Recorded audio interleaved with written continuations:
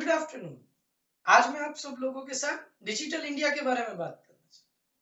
Digital India आने वाले समय में सबसे बड़ा एक फंड ट्रांसफर करने का और एक करेंसी सर्कुलेट करने का जरिया बन गया।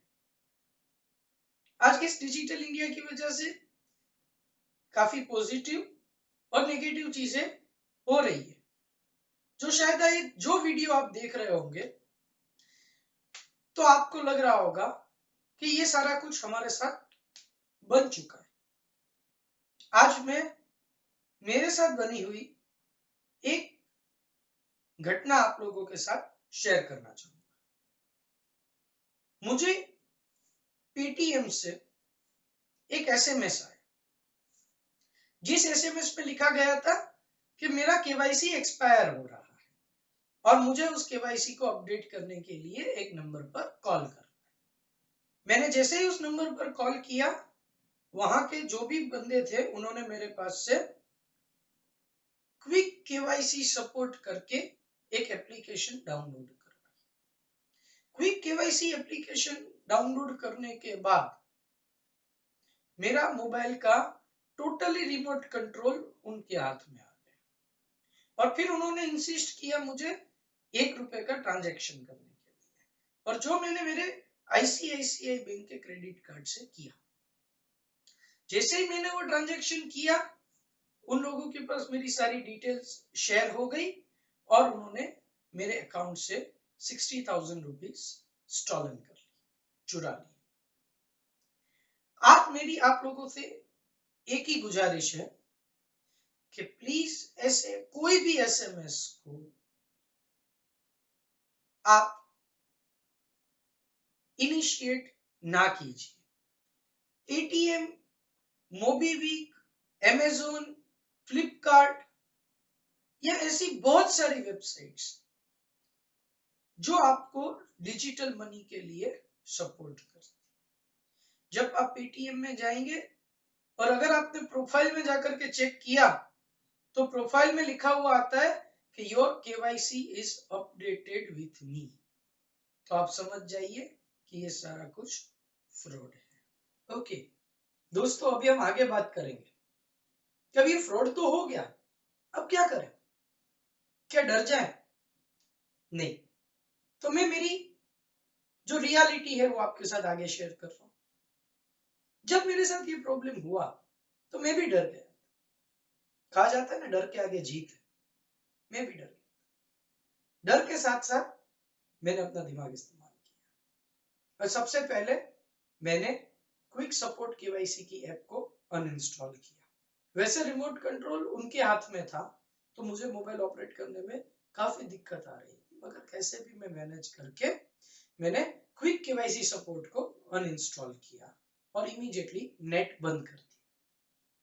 ये प्रोसीजर कर देने के बाद इमीडिएटली मैंने आईसीआईसीआई बैंक के कस्टमर केयर में कॉल किया और मेरा कार्ड मैंने ब्लॉक करवा दिया। जैसे कि ये घटना मेरे साथ 3 जनवरी 2020 को घटी। उसी दिन जो साइबर क्राइम लॉ का रूल है कि 24 आवर्स के अंदर आपको आईसीआईसीआई बैंक में और साइबर क्राइम डिपार्टमेंट जो सारे शहरों में उपलब्ध है, वहां पर आपको कंप्लेंट लॉन्च कर देनी है। तो इसी में मैंने आईसीआईसीआई बैंक क्रेडिट कार्ड को कॉल करके कस्टमर केयर पे और सबसे पहले मैंने मेरा क्रेडिट कार्ड को ब्लॉक करवाया और मैंने मेरे न्यू क्रेडिट कार्ड के लिए अप्लाई कर दिया। और फिर हमारे दोस्त योगेश रामानी जी से मैंने बात की और उन्होंने मेरा बहुत साथ दिया इसके अंदर, और वो मेरे साथ पे सारी जगहों पर भी आए। मैं उसके लिए उनका काफी शुक्रिया अदा करता हूँ। फिर हम आईसीआईसीआई बैंक गए। आईसीआईसीआई बैंक जाकर के हमने फ्रॉड की बैंक को इंफॉर्मेशन दी, और जब हमने फ्रॉड की इंफॉर्मेशन दी बैंक को तो उन्होंने हमारी एक कंप्लेंट लॉन्च की और उन्होंने वो कंप्लेंट लॉन्च करके एसआर नंबर जनरेट किया। मेरे कुल फ्रॉड के 3 ट्रांजैक्शंस हुए थे।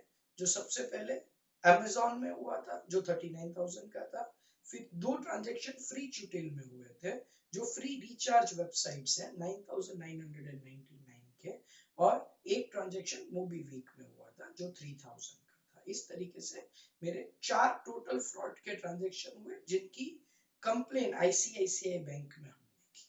आईसीआईसीआई बैंक में जैसे हमने कंप्लेन की, हमारा एसआर जनरेट हो गया, और एसआर जनरेट होने के बाद हम इमीडिएटली कमिश्नर ऑफिस राजकोट में जो साइबर क्राइम डिपार्टमेंट है, हम वहां पर पहुंच गए और वहां पर जाके हमने कंप्लेन लॉन्च की। कंप्लेन लॉन्च करने के बाद हमने इमीडिएटली वहां के ही इन्वेस्टिगेशन ऑफिसर मिस्टर गढ़वी जी से बात की।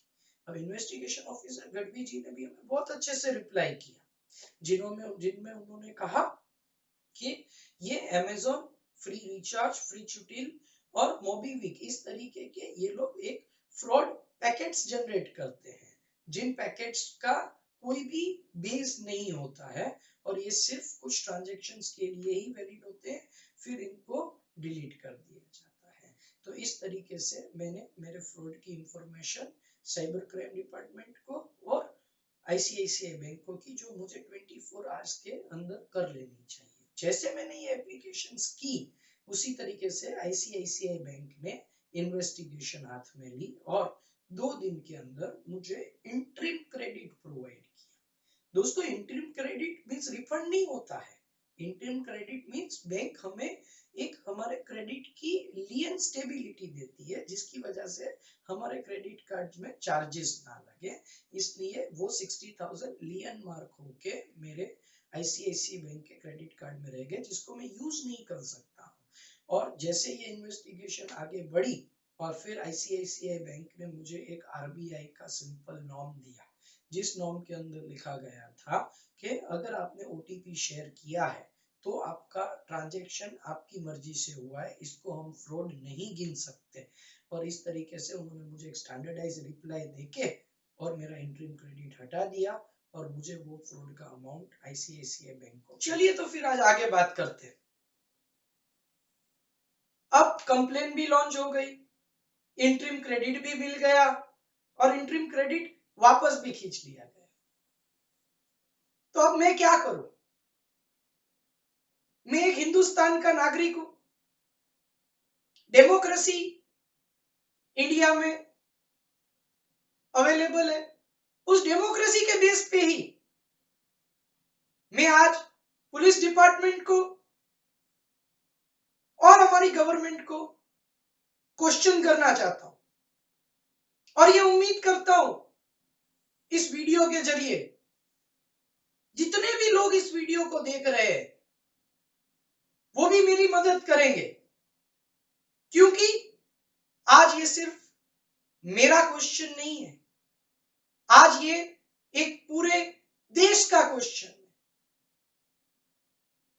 मैं अप्रिशिएट करता हूं हमारे प्रधानमंत्री जी का, ऑनरेबल नरेंद्र मोदी जी, जो डिजिटाइजेशन के लिए दिन रात मेहनत कर, जो चाहते हैं कि डिजिटाइजेशन हो, हिंदुस्तान एक कदम नहीं 5 कदम आगे बढ़े। मैं इस व्यू पॉइंट को, उनकी सोच को काफी अप्रिशिएट करता हूं। मगर क्या हम सुरक्षित हैं? क्या हमारा खुद का पैसा हमारी बैंक पे खुद सुरक्षित है? क्या कभी आपको ये क्वेश्चन नहीं हुआ? आज लाखों रुपए बैंक अकाउंट से उठ जाते हैं, चलो माना मेरी गलती हो गई, ओटीपी दे दिया, डाउनलोड कर ली एप्लीकेशन, मेरी गलती हो गई, तो क्या एक छोटे से छोटा कंप्यूटर हैकर, मोबाइल हैकर को ये राइट मिल गया कि वो मेरी हार्ड अर्न मनी, मैंने जो ब्लड और स्वेट दे के मेरा पैसा कमाया है, वो पैसा वो उठा करके ले जाए? क्या आज आपका पैसा आपकी मेहनत का नहीं है? क्या आप दिन रात परेशान नहीं हुए जब इसी भरोसे के साथ मैं साइबर क्राइम डिपार्टमेंट में गया? तो आज ठीक 3 जनवरी 2020 के बाद 15 मई 2020 पूरे 4 महीनों 4.5 महीनों के बाद उन्होंने मुझे बुलाया और एक स्टैंडर्डाइज रिप्लाई दिया कि हमने अमेज़न फ्री रिचार्ज, फ्री चुटील और मोबीविक को मेल किया है, पेटीएम को मेल किया है, मगर उनके पास से हमें कोई रिप्लाई नहीं मिल रहा है और आप अभी अपने पैसों के वापस आने की उम्मीद छोड़ दीजिए। तो मैं तो यही चीज पूछ रहा हूं सरकार से भी कि क्यों आप इतना एम्फसाइज कर रहे हो कि हमारा भारत, हमारा गुजरात साइबर क्राइम से सुरक्षित है, आप बेफिक्र होकर के ट्रांजैक्शन कीजिए, हम बैठे हैं। तो कहां गई वो मेरी सुरक्षा? आज क्या मेरे 60,000 रुपए मुफ्त के आए हुए हैं? नहीं, मुझे पूरी उम्मीद है सरकार से कि मैं सीएम तक, इवन पीएम तक ये बात को पहुंचाऊंगा और मेरे इस क्वेश्चन का मैं आंसर चाहूंगा और मैं ये उम्मीद करता हूं कि मुझे वो रिप्लाई जरूर मिलेगा और आप ज्यादा से ज्यादा लोग मेरे साथ जुड़ने में सहमत होंगे। सुरक्षित रहिए, सेफ बैंकिंग कीजिए, यही इंफॉर्मेशन सारी जगहों से हमें मिली जाती है। मगर क्या इंसान से गलती नहीं हो सकती है? ऐसी एक गुजराती में कहावत है, मानस मात्र भूलने पात्र। तो गलती हो गई तो क्या गुनाह हो गया हमसे? तो क्या वो गुनहगार आजादी से घूमेगा और गुनाह करता रहेगा? आप उसकी हिम्मत को बढ़ा रहे हैं।